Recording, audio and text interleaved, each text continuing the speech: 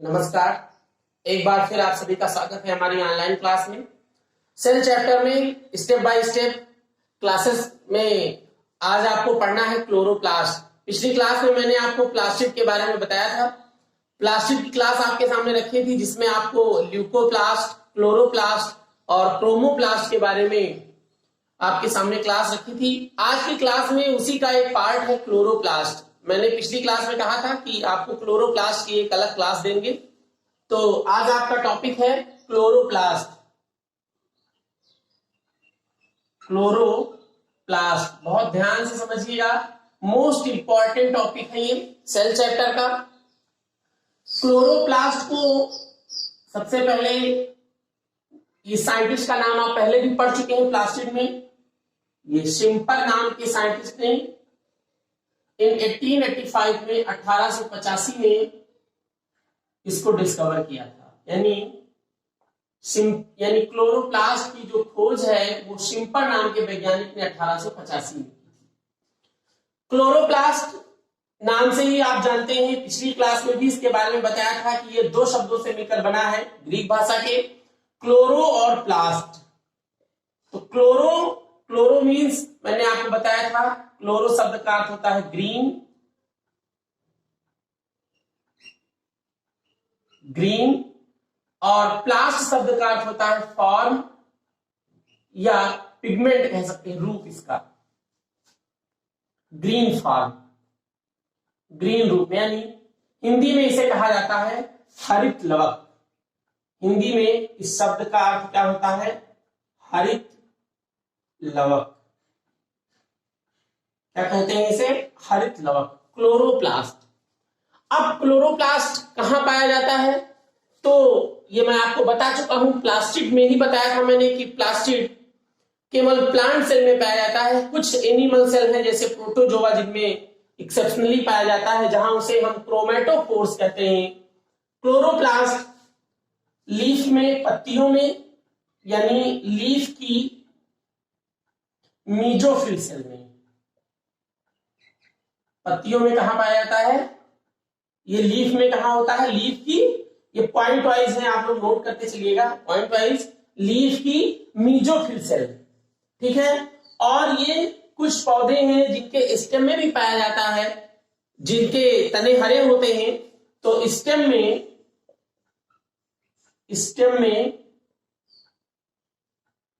Chlorenchyma stem में कहां पाया जाता है? क्लोरेनकाइमा में। यानी लीफ में ये मीजोफिल सेल में पाया जाता है और स्टेम में क्लोरेनकाइमा। बहुत ध्यान से समझिएगा, लीफ की मीजोफिल सेल में और स्टेम में क्लोरेनकाइमा में ये क्लोरोप्लास्ट पाया जाता है। इसका प्रमुख काम क्या है? भोजन का निर्माण करना। मुख्य काम इसका क्या है? भोजन का निर्माण करना। ये इसका प्रमुख काम है, भोजन का निर्माण करना, ठीक है। इसका प्रमुख कार्य क्या है? भोजन का निर्माण करना, सिंथेसिस ऑफ फूड। इसी में पौधे का भोजन बनता है। इस वजह से इसे हम कॉमनली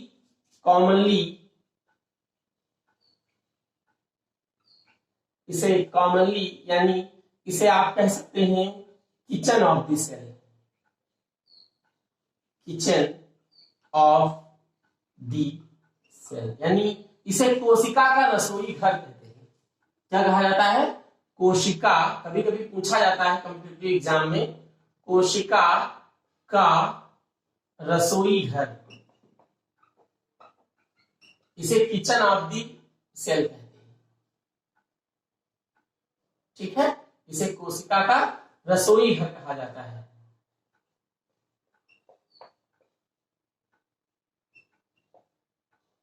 ठीक है, ये ध्यान दीजिएगा, इसे कोशिका का रसोई घर कहते हैं। अब क्या है कि ये क्लोरोप्लास्ट, ये आप जान गए कि क्लोरोप्लास्ट क्या है? ग्रीन पिगमेंट है, यानी ये ग्रीन कलर का होता है, हरित लवक इसे कहते हैं। इसकी खोज शिम्पर ने 1885 में की। लीफ की मीजोफिल सेल और स्टेम में ये क्लोरेनकाइमा में पाया जाता है। क्लोरेनकाइमा ये टिश्यू है, क्लोरेनकाइमेटस सेल होती है जिनमें पाया जाता है। ये इसका प्रमुख काम भोजन का निर्माण करना है, इस वजह से इसे किचन ऑफ द सेल कहते हैं। ठीक, अब हम बात करेंगे इसके शेप की, आखिर इसका आकार कैसा होता है। तो क्लोरोप्लास्ट अगर एल्गी में देखा जाए, एल्गी में तो कई प्रकार का है। गिरडिल शेप का होता है, इसाकार का होता है, कप शेप का होता है, प्याले जैसा यानी कप शेप का होता है, और स्टार शेप, स्टार यानी तारा लाइक स्टार शेप का होता है। लेकिन मुख्य रूप से अगर हम हायर प्लांट की बात करें, उच्च पौधों की बात करें, जैसे मॉस है और एंजियोस्पर्म है, यानी एंजियोस्पर्म यानी जो सीड वाले प्लांट है, सीड प्लांट जो सीड देते हैं, ऐसे प्लांट में तो ये उसमें फ्लैट होता है, चपटा। कैसा होता है, कभी कभी एग्जाम में पूछा जाता है ये आकार, तो ये फ्लैट और स्फेरिकल यानी गोलाकार होता है, इस तरीके की संरचना का होता है, चपटा गोलाकार संरचना का पाया जाता है। ठीक है, तो ये इसका शेप है। अब अगर हम इसके साइज की बात करें, ध्यान दीजिएगा, अगर इसके साइज की बात करें तो जो क्लोरोप्लास्ट है ये लगभग 5 से यानी 5 माइक्रोन टू 20 माइक्रोन इसकी लेंथ होती है। इसकी लंबाई कितनी होती है, इसकी लंबाई होती है 5 से 20 माइक्रोन। सबको दिख रहा है, ध्यान से देखिए इसको।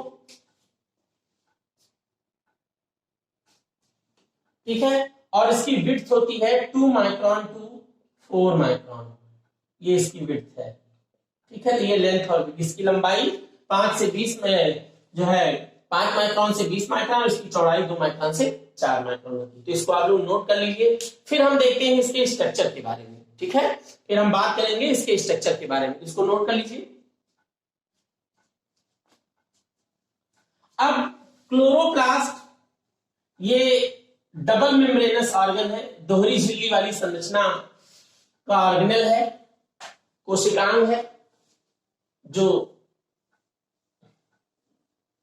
ध्यान दीजिएगा इसको, दोहरी झिल्ली वाली संरचना होती है इसकी।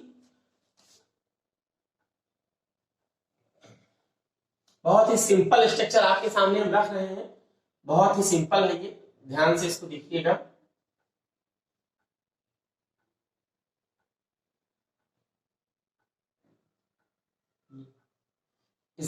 अब इसमें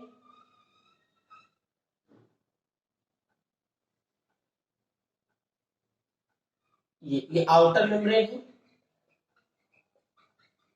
आउटर मेम्ब्रेन, इसके अंदर ये इनर मेम्ब्रेन, इनर मेम्ब्रेन। इसकी जो आउटर मेम्ब्रेन है यानी इसकी जो मेम्ब्रेन है उसकी ये लाइपोप्रोटीन की बनी होती है। जो स्ट्रक्चर यूनिट मेम्ब्रेन मॉडल का था वही स्ट्रक्चर इसका होता है, लाइपोप्रोटीन की बनी होती है। अब इसमें कुछ गोल गोल सिक्के जैसी संरचनाएं होती हैं, इन संरचनाओं को हम कहते हैं, ध्यान दीजिएगा, ये जो गोल गोल संरचनाएं हैं इन संरचनाओं को हम कहते हैं थैलेकॉइड। क्या कहा जाता है, थैलेकॉइड। इस एक संरचना में जो गोल चपटी एक संरचना है, अभी इसको हम बाहर निकालेंगे, तो इस चपटी गोल एक संरचना को थैलेकॉइड कहते हैं। और इसका ये जो ग्रुप है ये कहलाता है ग्रेनम। क्या कहलाता है, ग्रेनम कहा जाता है इसे। ध्यान दीजिए, यहां लिख दे रहे हैं ग्रेनम। ठीक, या इसको ग्रेना, एक संरचना को ग्रेना, और इसकी जो ये कटी हुई इसकी जो आंतरिक संरचना ये है, इसको हम थैलेकॉइड कहते हैं। ठीक, अभी थैलेकॉइड के बारे में डिस्कस करेंगे।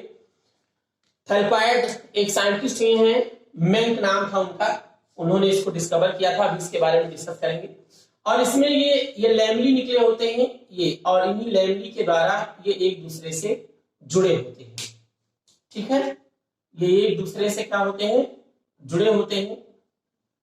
ऐसे ये प्लेट जैसी संरचनाएं ये, ठीक है, इसको हम लैमेली कहते हैं। ये जो संरचनाएं आप देख रहे हैं जो एक दूसरे को जोड़ के रखती हैं, इसे लैमेली कहा जाता है। ये ठीक है, तो इसको हम कहते हैं स्ट्रोमा लैमेली। ठीक है, और अब इसमें दो इंपॉर्टेंट चीजें हैं। एक इसमें ये खाली स्थान है जहां पर मैट्रिक्स भरा हुआ है, तो इसमें जो ये सेमी सॉलिड मटेरियल भरे हुए हैं इसमें क्या क्या होता है, इसमें डीएनए पाया जाता है, इसके पास डीएनए होता है, इसके पास अपना स्वयं का राइबोसोम होता है। देखिए ये सेमी ऑटोनॉमस ऑर्गेनेल हो जा रहा है, अर्धस्वायत्त कोशिकांग है, अभी आगे आपको बताएंगे। इसके पास राइबोसोम भी पाया जाता है, ठीक है, राइबोसोम भी है, डीएनए भी है इसके पास में, और मटेरियल इसके अंदर जो भरे होते हैं उन्हें हम स्ट्रोमा कहते हैं। यानी ये जो स्थान इसमें दिख रहा है जिसमें ये मटेरियल भरे हुए हैं, इसे हम क्या कहते हैं, स्ट्रोमा। ग्रेना और स्ट्रोमा ये दो मुख्य चीजें हैं, ये दो मेन पार्ट है, ठीक है। जैसे जो स्ट्रोमा है इसमें फोटोसिंथेसिस दो प्रकार की होती है, डार्क रिएक्शन और लाइट रिएक्शन। यानी जो स्ट्रोमा है इसमें डार्क रिएक्शन होता है। डार्क रिएक्शन कहां होता है, स्ट्रोमा में, और जो ग्रेना है, ग्रेना इसमें लाइट रिएक्शन होता है। अब आप सोच रहे होंगे कि लाइट रिएक्शन ग्रेना में क्यों होता है, क्योंकि ग्रेना के पास ही फोटोसिंथेटिक पिगमेंट क्लोरोफिल पाया जाता है। फोटोसिंथेटिक पिगमेंट क्लोरोफिल कहां पाया जाता है, ग्रेना में। अब ध्यान से इसको समझिएगा, अगर हम एक थैलेकॉइड को बाहर निकालें और इसकी संरचना को देखें तो ये थैलेकॉइड मेम्ब्रेन है, और इस थैलेकॉइड मेम्ब्रेन में छोटे छोटे ग्रेन्यूल पाए जाते हैं, इसके ऊपर छोटे छोटे कण पाए जाते हैं, और इस कण को, ये थैलेकॉइड है, क्या है ये, थैलेकॉइड, ठीक है, ये थैलेकॉइड है। ध्यान से समझिएगा, इसको दिख रहा है आप लोगों को,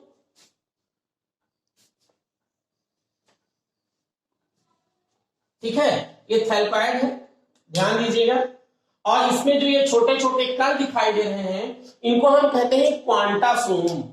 ध्यान से समझिएगा, ये क्वांटासोम है, ठीक है, ये क्या है, क्वांटासोम। तो ये जो थैलेकॉइड है इसको सबसे पहले मेंक के नाम के साइंटिस्ट ने 1961 में दिया था। यानी थैलेकॉइड को सबसे पहले किसने बताया था, मेंक ने, ये याद रखिएगा नाम मेंक का। और क्वांटासोम को पार्क एंड बिगिंस, दो साइंटिस्ट है ये, पार्क्स एंड बिगिंस ने 1964 में, 1964 में क्वांटासोम को दिया था। अब क्वांटासोम क्या है, कि क्वांटासोम ऐसी संरचना है जो आपने ग्रेना मैंने बताया जिसमें लाइट रिएक्शन होता है। क्यों होता है, क्योंकि इसमें फोटोसिंथेटिक पिगमेंट क्लोरोफिल पाया जाता है, इस वजह से होता है। तो ये जो क्वांटासोम है, क्वांटासोम में ही क्लोरोफिल पाया जाता है। यानी जो क्लोरोफिल के मॉलिक्यूल होते हैं वो कहां होते हैं, क्वांटासोम में। यानी 1 क्वांटासोम इज इक्वल टू, अभी देखिएगा, ये जो क्वांटासोम है, 1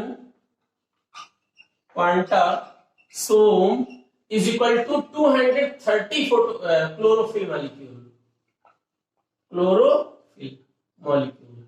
यानी ध्यान दीजिएगा, एक क्वांटासोम में लगभग 230 क्लोरोफिल मॉलिक्यूल होते हैं। और क्लोरोफिल क्या है, अभी डिस्कस कर रहे हैं, क्लोरोफिल क्या है, ये है फोटोसिंथेटिक पिगमेंट।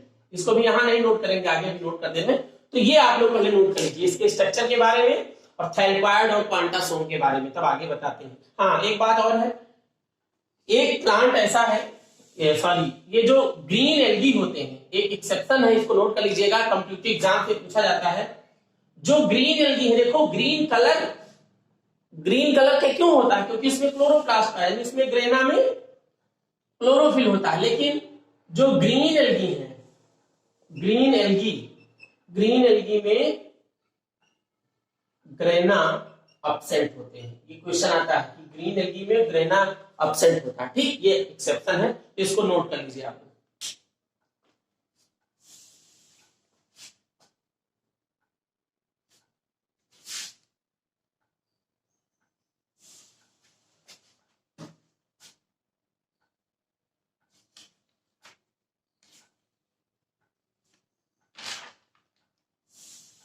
अब हम डिस्कस, इसको यूज कर देते हैं। अब हम डिस्कस करेंगे क्लोरोफिल के बारे में, ठीक है, क्लोरोफिल यानी फोटोसिंथेटिक पिगमेंट।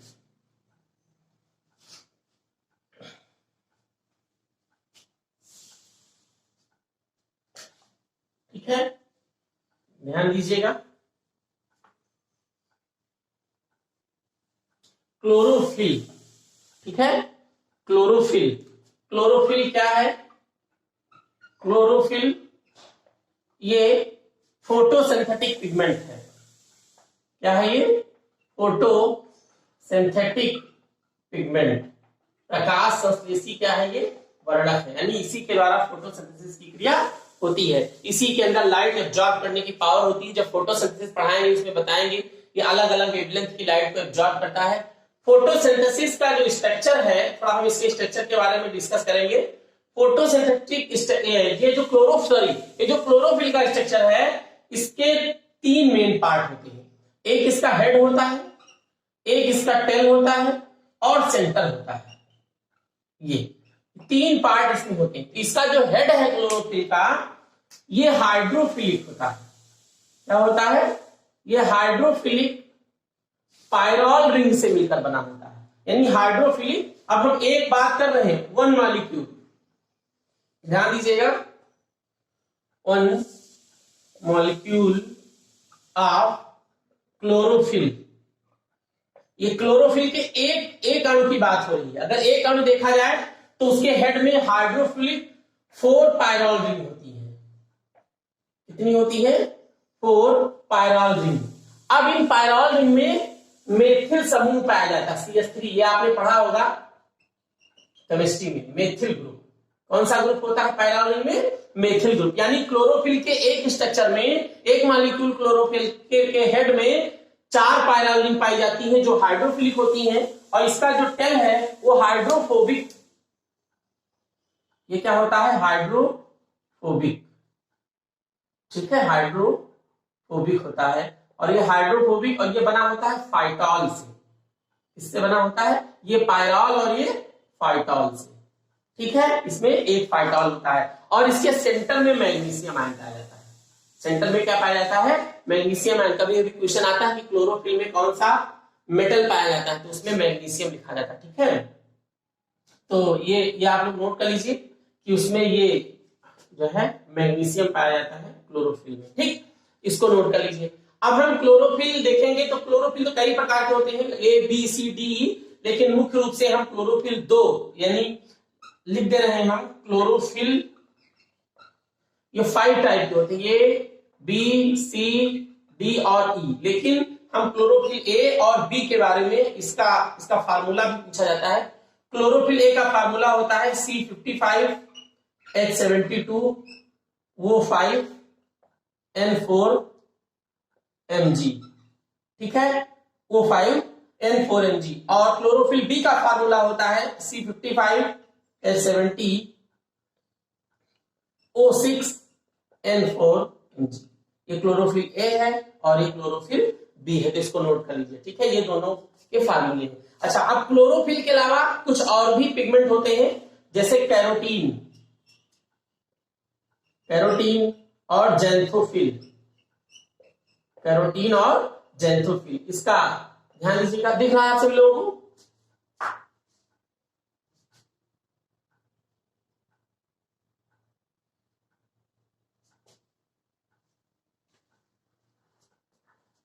इसका फार्मूला होता है C40 H56 और ये नारंगी रंग देता है। और जो कैरोटीन और जो जैंथोफिल है, इसका फार्मूला होता है C40 H56 O2 और ये पीला रंग देता है, येलो कलर का। ऐसे ही एक और पिगमेंट है, इसको नोट कर लीजिए, उसके बारे में बता रहे हैं। पायरिनॉइड है, कभी कभी पूछा जाता है, यहां हम लिख दे रहे हैं नोट में, कॉम्पिटिटिव एग्जाम में पूछा जाता है। पायरिनॉइड ये प्रोटीन से मिलकर बना होता है। एंथोसिरास एक प्लांट है, एंथोसिरास में ये पाया जाता है, एंथोसिरास में ये पाया जाता है और प्रोटीन का बना होता है। ये पायरिनॉइड किसका बना होता है? प्रोटीन। और इसका कार्य होता है स्टोरेज। इसके चारों तरफ स्टार्च का स्टोरेज होता है। ठीक है, यानी स्टार्च स्टोर होता है इसके चारों तरफ, स्टोरेज ऑफ स्टार्च। ये भी नोट कर लीजिएगा, एक कॉम्पिटिटिव एग्जाम में पूछा जाता है। ठीक है, तो ये नोट हो गया।